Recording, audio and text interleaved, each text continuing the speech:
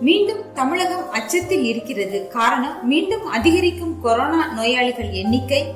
இந்த அசாதாரண சூழலில் மீண்டும் கொரோனா என்ற தலைப்பில் கட்டுரை எழுதியிருக்கிறார் கன்னியாகுமரி அரசு மருத்துவக் கல்லூரி மற்றும் மருத்துவமனையின் முதல்வராக இருந்த டாக்டர் எஸ். வடிவேல் முருகன் அவர்கள். கொரோனா அதிகரிப்புக்கு காரணம் என்ன என்பதை தெளிவாக விவரிக்கிறார் டாக்டர் வடிவேல் முருகன் அவர்கள். அதாவது, கொரோனா கட்டுப்பாடு வழிமுறைகளை கடைபிடிப்பதில் தளர்வு ஏற்பட்டது. உலகெங்கும் ஓரிடத்திலிருந்து மற்ற இடங்களுக்கு மேற்கொள்ளப்படுகின்ற பயணங்கள் அதிக அளவு நடைபெற துவங்கியதும் ஒரு காரணம். திருமணங்கள் மற்றும் மக்கள் அதிக அளவில் கூடும் பொது நிகழ்வுகளில் பெரும்பாலானோர் முகக்கவசம் அணிவது இல்லை. விடுமுறைக்கு பின் பள்ளிகள் திறக்கப்பட்டுள்ளன. மக்களில் பெரும்பாலோர் கொரோனா தடுப்பூசிகள் போட்டுக்கொண்டு ஓராண்டிற்கும் மேல் ஆகிவிட்டது. இதனால் கொரோனா நோய் எதிர்ப்பு சக்தி மங்கி வருகிறது என்கிறார் டாக்டர்.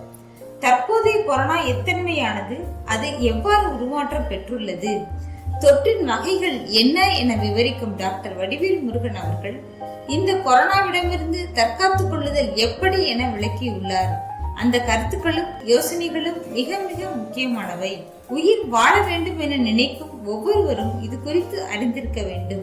தற்காத்துக் கொள்ளல் குறித்து அறிந்து கொள்ள இம்மாத நமது மண்வாசம் வாங்குங்க, வாசியுங்க, தெரிஞ்சுக்கோங்க.